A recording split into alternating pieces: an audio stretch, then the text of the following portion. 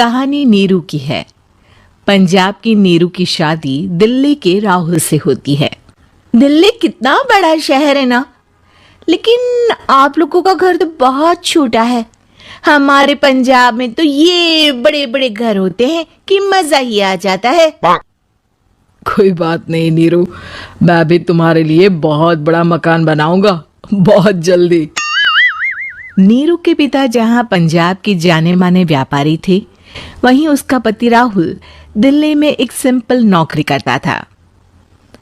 माँ, यहाँ तो घी मक्खन इतना महंगा है कि क्या बताऊं। मैं तो तरस ही जाती हूँ घी खाने के लिए। नीरू की माँ को ये सुनकर बहुत दुख होता है। मेरी बेटी को घी नसीब नहीं हो रहा है और ये बहू यहाँ बैठकर घी में शक्कर डाल रही है। देख वनीता, मैं साफ कह रही हूँ, इस घर में जितना घी आएगा उतना ही मेरी बेटी के घर दिल्ली भी जाएगा। अरे ये क्या बात होती माँ जी, बेटी का उतना ही करो जो अच्छा लगे। अब क्या मायके से घी और मक्खन तक की सप्लाई करोगी आप? हाँ, मेरी बेटी किसी चीज को तरसे मुझसे बर्दाश्त नहीं होता। अब क्या था, नीरू के मायके में 2 किलो घी आता तो 2 किलो दिल्ली जाता नीरू के पास। एक दिन, माँ बड़ी गर्मी पड़ती है दिल्ली में। इस घर में तो एक ही एसी है और वो भी ड्राइंग रूम में। सारा परिवार एक ही कमरे में सोता है। हाँ बेटा, वो तो हर घर की कहानी है। यहाँ भी एक ही एसी है। अरे बिल इतना आता है कि क्या बोलूं। तभी वहां राकेश आ जाता है। माँ, थोड़ी देर में यहाँ कुछ प्लम्बर आएंगे मेरे कमरे में एसी लगाने, जरा ध्यान से लगवा देना ना माँ। ओए, ऐसे कैसे तेरे कमरे में एसी लगेगा? हाँ राकेश, एक बार बात तो कर लेता। अरे पापा, वो वनिता को गर्मी में नींद नहीं आती। ड्राइंग रूम में सबके साथ सोने में वो अनकंफर्टेबल है, इसलिए। अरे पूरे परिवार के साथ वहां तेरी बहन नीरू भी तो सोती है, वो नहीं हो रही क्या अनकंफर्टेबल? समझ रहा है ना? अगर एसी लगेगा तो एक दिल्ली में तेरी बहन के कमरे में भी लगेगा, तभी तू लगा सकेगा। राकेश वनिता को सारी बात बताता है। वनिता करती भी क्या, मन मारकर बैठ जाती है। माँ, ये लोग ठीक नहीं है, क्या करूं मैं? अरे बेटी, यहाँ आ जा, तू यहाँ आकर रह ले। अरे छोड़ दे ऐसे पति को। कैसे छोड़ दूं माँ? समाज क्या कहेगा, लोग क्या कहेंगे? वैसे भी मेरा एक बेटा है मयंक। अरे हटा बेटा, तेरी उम्र ही क्या है, इतनी परेशान रहेगी तो काम कैसे चलेगा। खैर, बात आई गई हो जाती है। माँ को लगता है कि नीरू ठीक है, तो वहीं नीरू के मन में एक ही लाइन चल रही होती है, यहाँ आ जा। माँ ने तो बोल ही दिया है कि यहाँ आ जा। बस मयंक थोड़ा सा बड़ा हो जाए, इन गरीबों को छोड़कर मैं वापस माँ के पास ही चली जाऊंगी। वो इसी सोच में बाजार में चल रही थी कि मैम, आपका दुपट्टा जमीन को छू रहा है। नीरू जैसे ही उस लड़के की तरफ देखती है, देखती ही रह जाती है। हाय रे, कितना सुंदर लड़का है ये। अब क्या हुआ? मैंने कहा आपका दुपट्टा। तो खुद ही उठा कर दे दो ना। लड़का समझ जाता है कि नीरू उस पर फिदा हो चुकी है। वो उससे उसका नंबर लेकर चला जाता है। अब क्या था, नीरू और रोहित में लगातार बातें होने लगती है। मैं हरियाणा का रहने वाला हूँ, यहाँ एक बड़ी कंपनी का मैनेजर हूँ।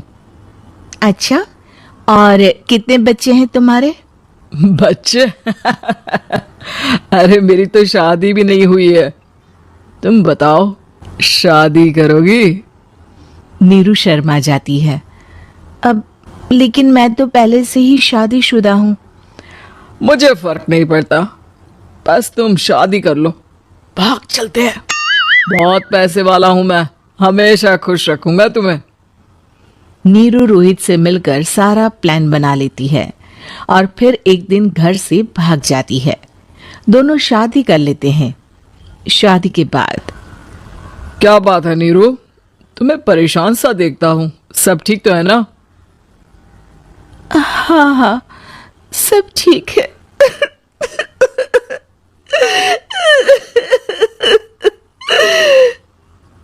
ये कहते कहते ही वो रोने लगती है। अरे क्या हो गया, रो क्यों रही हो? मैंने तुमसे एक बात छुपाई है और वही बात अब मुझे परेशान कर रही है। रोहित, मेरा एक बेटा भी है, उसका नाम मयंक है। क्या बात कर रही हो, ये तुमने मुझे पहले क्यों नहीं बताया? देखो नीरू, मेरी माँ को मैंने ये नहीं बताया है कि तुम शादीशुदा हो। बच्चा मैं मैनेज नहीं कर पाऊंगा। नीरू को समझ में नहीं आता कि वो क्या करे। तुम उस बच्चे को अपनी माँ को क्यों नहीं दे देती? नीरू चुपके से माँ को फोन करती है। माँ, क्या मयंक को तुम रख सकती हो? बेटा, मैं राकेश के साथ बात करती हूँ। आखिर घर का बेटा वही है, जो वो बोलेगा। वैसे भी बेटा, तूने जो किया है ना, उसके बाद से पूरा घर तेरी बुराई कर रहा है। मैं भी अब किसी से तेरे लिए लड़ नहीं सकती। राकेश बेटा, नीरू ने तो जो किया बहुत ही बुरा किया, लेकिन मैं सोच रही थी कि क्यों ना मयंक को हम यहाँ ले आए। तभी वनीता बोल पड़ती है। वाह जी, ऐसे कैसे यहाँ ले आए? यहाँ क्या भंडारा भरा है? और जिस बच्चे की माँ ने नहीं सोचा, उसके लिए हम क्यों सोचे? नीरू को एक बार तो अपने बच्चे के बारे में सोचना चाहिए था ना। अरे लेकिन तेरे पास भी तो लड़का नहीं है ना वनीता। माँ, वनीता ठीक बोल रही है। कल को वो बड़ा होकर इसी घर का हिस्सा मांगेगा तो हम क्या करेंगे? माँ कहती भी तो क्या, वो चुप रह जाती है। वहीं नीरू का पहला पति कहता है। माँ, अगर आज भी वो वापस आ जाए तो मैं उसे माफ कर दूंगा। बेटा, गरीबी चीज ही ऐसी है, क्या करेगा? तू तो अब मयंक का सोच। वो बेचारा तो बिना माँ का हो गया।